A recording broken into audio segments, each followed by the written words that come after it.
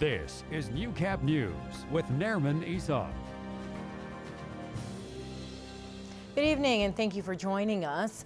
North Battleford police are asking for the public's help as they search for a missing teenage girl. 17-year-old Magan Kahpeay-sewat of the Moosomin First Nation was last seen yesterday morning in the area of Winder Crescent in North Battleford. Anyone with information about her whereabouts is asked to call the North Battleford RCMP at 306-446-1720 or Crime Stoppers. Meanwhile, police are also asking for the public's help finding a woman involved in a fatal collision east of Mosaic, Alberta this past June. Now, an arrest warrant has been issued for 27-year-old Fallon Ouellette from Calgary. Ouellette is facing 9 counts, including operation of a motor vehicle causing death ×2. Now, on June 30th, a 49-year-old man and his 52-year-old common-law wife died when their minivan that they were driving in on Highway 28 was engulfed by flames after the collision. The man's 12-year-old daughter survived after bystanders pulled her out of the vehicle quickly. Anyone with information of Ouellette's whereabouts is asked to call your local RCMP or Crime Stoppers. Well, a 41-year-old woman was sent to hospital after a vehicle struck her while crossing the road that is in North Battleford. It happened around 10 a.m. this morning at the intersection of 100th Street and 11th Avenue.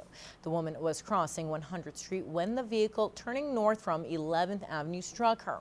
Now, the woman sustained minor injuries. The 44-year-old driver of the vehicle has been charged with failing to yield to a pedestrian.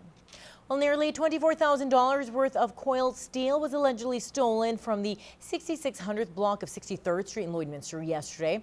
Now, it happened around 1:00 p.m. Witnesses told police a blue Dodge pickup truck with an older flat deck trailer stopped in front of a location. Now, a man described as being in his 50s and about 230 pounds got out of the truck and gave directions to 2 other people who loaded the steel. Police believe another white pickup and a hauler trailer were also involved in the theft, as well as a John Deere or a cat tractor with forks that were used to load the steel into the trailers. Now, the tractor was last seen on 52nd Street. Again, anyone with information is asked to call police. Well, some good news for Border City parents looking for a daycare. Childcare in Lloydminster is limited, but as Jeremy Thompson reports, a new facility is opening its doors this fall, providing some relief to families. It's quiet at Odyssey Community Childcare at the moment, but that won't be the case for long. Staff are preparing for a big opening in just over a month. There's a large need for childcare, especially approved and licensed childcare, so parents can be subsidized. This facility is part of the new College Park school that was supposed to be open to start the school year, but was pushed back to November 3rd. It's just beautiful. It's wide open and the kids have a lot of space. This daycare center is 6,000 square feet and is licensed to care for up to 95 children at once. It also has many features inside that help it to be a top-notch facility. From the colorful windows to the walk-up change table to the tiny, child-sized toilets, staff say the space is inviting and ready for all types of kids.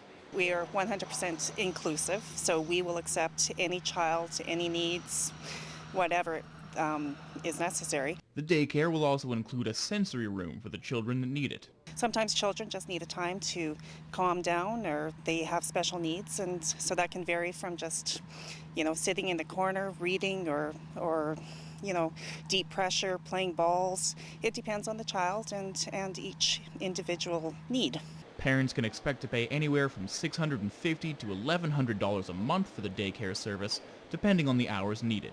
Parents work lots, so sometimes they need 12 hours a day for 20 days a month. So we want to be available to take care of their children and give them quality care.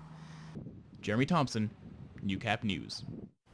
With some foreign trade workers' permits expiring soon, Lloydminster could lose up to 4,000 workers in the hospitality industry. Alberta Works and Tim Hortons teamed up this morning to help fill some of those jobs.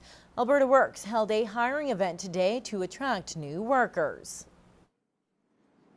So what we did with the Tim Hortons one, it was more of an event that was happening in central and northern Alberta. So we took this one day to support all the Tim Hortons locations throughout central and northern Alberta to promote the opportunities that they have for job seekers.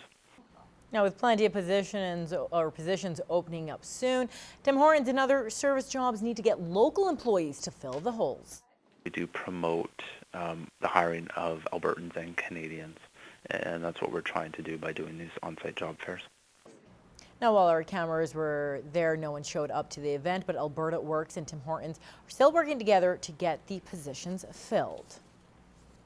Well, he's photographing faces all across the country, and this morning, Tim Van Horn stopped in the border city to capture a few local residents to add to his Canadian Mosaic project. Now, it's a feat that has taken him from province to province over the past 6 years. I think it's really amazing that people are still open and so beautifully welcoming this project. So far, he's met and photographed 35,000 people and placed them on the largest portrait created in Canadian history. I think we need this in Canada. We need something that brings us all together and celebrates one and celebrates all these beautiful life moments.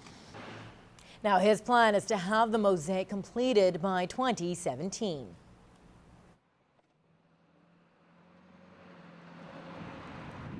Will inspire us to sort of believe in ourselves and believe in one another and sort of give the country something to follow for that birthday year. It's simply not enough to just have something in a museum in Ottawa. His next stop is Fort McMurray before spending the winter in BC. Now, you can look at the full mosaic on CanadianMosaic.ca.